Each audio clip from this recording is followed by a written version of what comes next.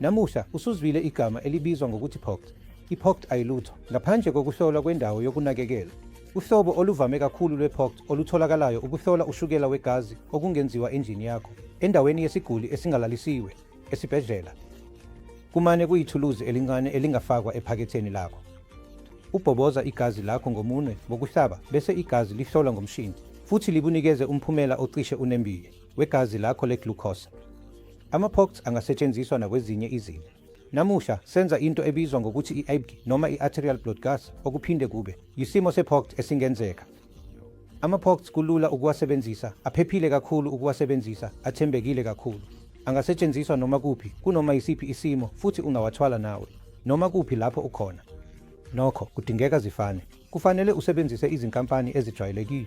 Kufanele uhlale uhambisana nodokotela ukuze uqinisekise ukuthi idivayisi isebenza kahle.